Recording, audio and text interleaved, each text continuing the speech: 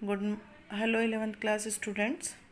आज हम ionic radius का कंपैरिजन करेंगे कि कैटायन की रेडियस ज़्यादा बड़ी होती है या एनायन की रेडियस ज़्यादा बड़ी होती है। ठीक है, तो आपको भी पता है बेटा एनायन और कैटायन कैसे बनता है। अगर हम कहें आयनिक रेडियस क्या है तो it is the distance between nucleus and outermost shell of an ion. मतलब अगर मैं कहूँ कि डिस्टेंस है, जैसे सेंटर पार्ट न्यूक्लियस होता है, एटम है, एटम का सेंटर पार्ट न्यूक्लियस है और बाहर इलेक्ट्रॉन है। लेकिन मान लो इलेक्ट्रॉन निकल जाए, तो मान लो दो इलेक्ट्रॉन है, दो इलेक्ट्रॉन में से एक निकल जाए तो ये कैटायन बन जाता है। ठीक है, तो यहाँ के बीच की जो डिस्टेंस है, कैटायन और इलेक्ट्रॉन के बीच की जो डिस्टेंस है, उसे रेडियस बोलते हैं, आयोनिक रेडियस। ठीक है, अब कैटायन कैसे बनता है वो देखो। कोई भी न्यूट्रल एटम एक इलेक्ट्रॉन लूज करता है तो कैटायन बनता है। ठीक है, ऐसे एनायन कैसे बनता है, देखो कोई भी न्यूट्रल एटम इलेक्ट्रॉन गेन करता है तो एनायन बनता है। तो कैटायन और एनायन एटम से ही बनते हैं, लूज करने पे कैटायन और गेन करने पे एनायन। अब हम आयनिक रेडियस को कंपेयर करें कि कैटायन की रेडियस स्मॉल होती है एनायन की। तो देखो आपको पता है कैटायन कैसे बना। फॉर एग्जांपल मैं ये बताऊँ आपको, यहाँ पे जैसे मान लो ये कैल्शियम का एटॉमिक स्ट्रक्चर है। ठीक है, तो यहाँ 20 प्रोटॉन और 20 न्यूट्रॉन है और बाहर ये इलेक्ट्रॉन्स रोटेट कर रहे हैं, यानी 20 प्रोटॉन 20 इलेक्ट्रॉन। न्यूक्लियर चार्ज और इलेक्ट्रॉन का चार्ज इक्वल है। लेकिन सपोज करो यहाँ से ये दो इलेक्ट्रॉन बाहर चले जाएं तो ये रह जाएंगे 288, यानी 288। अब अगर हम बोलूँ पॉजिटिव और नेगेटिव चार्ज कितना है, तो 20 तो प्रोटॉन और 18 इलेक्ट्रॉन है। ठीक है, अगर मैं कंपेयर करूँ तो +2 चार्ज कैरी करेगा, दो एक्स्ट्रा पॉजिटिव चार्ज है। अब यहाँ देखो 20 प्रोटॉन और 18 इलेक्ट्रॉन, यानी न्यूक्लियर चार्ज ज़्यादा है, पॉजिटिव चार्ज ज़्यादा है और नेगेटिव चार्ज कम है। तो ये पॉजिटिव चार्ज ज़्यादा होने के कारण ये न्यूक्लियस इलेक्ट्रॉन्स को अपनी साइड अट्रैक्ट करता है और साइज़ छोटी होती है। तो कैटायन की साइज़, पहली बात तो कैटायन कब बना, जब कोई भी न्यूट्रल एटम इलेक्ट्रॉन लूज़ करता है। ठीक है, जब इलेक्ट्रॉन लूज़ करके ये कैटायन बनता है तो इसकी साइज़ इसलिए स्मॉल हो जाती है कि यहाँ पॉजिटिव चार्ज, न्यूक्लियर चार्ज ज़्यादा हो जाता है और नेगेटिव चार्ज कम होने से न्यूक्लियस अपनी साइड इलेक्ट्रॉन को अट्रैक्ट करता है और साइज़ स्मॉल होता जाता है। अब बात आती है एनायन की। उल्टा सोचे हम, मान लो यहाँ 20 प्रोटॉन और 20 इलेक्ट्रॉन है, दो इलेक्ट्रॉन और एक्स्ट्रा आ गए तो 20 की जगह कितने हो जाएंगे इलेक्ट्रॉन, 22, यानी 22 इलेक्ट्रॉन और 20 proton.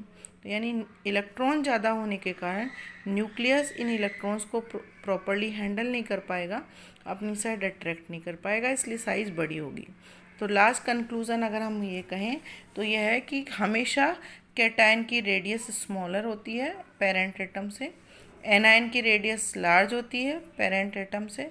Size of cation of same element decreases with increase of positive charge. Cation की जो साइज़ है वो डिक्रीज़ होती जाएगी अगर पॉजिटिव चार्ज बढ़ता जाएगा। जैसे यहाँ पॉजिटिव चार्ज +2 बढ़ा है, अगर सपोज करो दो इलेक्ट्रॉन और निकल जाए या 8 इलेक्ट्रॉन और निकल जाए तो पॉजिटिव चार्ज और बढ़ जाएगा, क्योंकि इलेक्ट्रॉन कम हो जाएंगे, प्रोटॉन ज़्यादा हो जाएंगे। तो जितना ज़्यादा पॉजिटिव चार्ज इंक्रीज़ होगा, और यहाँ इनडायरेक्टली बोलो जितने ज़्यादा इलेक्ट्रॉन रिमूव होंगे उतना ही साइज स्मॉल होता जाता है। तो ये है, तो हम लास्ट कंक्लूजन ये निकले कैटायन और एनायन में कि कैटायन की साइज स्मॉल होती है और एनायन की लार्ज होती है। अब एक नया टॉपिक आता है आयोनाइजेशन एंथैल्पी। ये क्या है, आयोनाइजेशन एंथैल्पी क्या है, जैसे मान लो ये मैं आपके सामने एक एटम का स्ट्रक्चर मैंने बताया। अगर इलेक्ट्रॉन की बात कहें तो ये लगातार न्यूक्लियस के चारों ओर रोटेट करते हैं। सपोज करो मुझे एक इलेक्ट्रॉन बाहर निकालना है, दो में से एक निकालना है, तो ये ऐसे ही नहीं निकलते, इसको इलेक्ट्रॉन को एनर्जी देनी पड़ेगी, तब जाके ये एक्साइटेड होकर इलेक्ट्रॉन बाहर निकलते हैं। तो जितनी अमाउंट में एनर्जी देनी पड़ती है जिससे इलेक्ट्रॉन बाहर निकल सके, उस एनर्जी को बोलते हैं आयोनाइजेशन एनर्जी। तो देखो, it is defined as the minimum amount of energy required to remove the valence electron। Minimum amount में एनर्जी जिससे इलेक्ट्रॉन को बाहर निकाल सकें। और कहाँ के इलेक्ट्रॉन को, वैलेंस इलेक्ट्रॉन होते हैं आउटर मोस्ट एनर्जी लेवल के इलेक्ट्रॉन, अंदर वाले नहीं बेटा, बाहर वाले किसी एक इलेक्ट्रॉन को बाहर निकालने के लिए हमें एटम को जितनी एनर्जी देनी पड़ती है और उसे हम बोलते हैं आयोनाइजेशन एनर्जी। तो ये मेटल है, न्यूट्रल मेटल है, इसको एनर्जी दोगे तो ये इलेक्ट्रॉन बाहर निकाल के प्लस में, क्योंकि लूज ऑफ इलेक्ट्रॉन से कैटायन बनता है, इस एनर्जी को बोलेंगे आयनाइजेशन एनर्जी, या इसको इस सिंबल से भी रिप्रेजेंट करते हैं। अब आयनाइजेशन एनर्जी किस किस पे डिपेंड करती है वो देखो। आयनाइजेशन एनर्जी इन फैक्टर्स पे डिपेंड करती है। अगर साइज़ बढ़ेगी तो आयनाइजेशन एनर्जी कम होगी, अगर स्क्रीनिंग इफेक्ट बढ़ेगा तो आयनाइजेशन एनर्जी कम होगी। मैंने पिछले वीडियो में स्क्रीनिंग इफेक्ट आपको समझाया है। न्यूक्लियर चार्ज बढ़ेगा, आयनाइजेशन एनर्जी बढ़ेगी। इसके अलावा ये 2 टॉपिक है, वो चैप्टर जो आपका आएगा सेकंड चैप्टर उससे बताएंगे। ये फैक्टर्स भी है जिससे आयनाइजेशन एनर्जी इंक्रीज और डिक्रीज होती है। तो size, screening effect, nuclear charge, half field और फुल फील्ड ऑर्बिटल और शेप ऑफ ऑर्बिटल पे डिपेंड करती है आयनाइजेशन एनर्जी। अच्छा, वेरिएशन देखें, हम लेफ़्ट टू राइट चलते हैं पीरियड में तो एटॉमिक साइज डिक्रीज होगी, और एटॉमिक साइज डिक्रीज होगी तो आयनाइजेशन एनर्जी इंक्रीज होगी।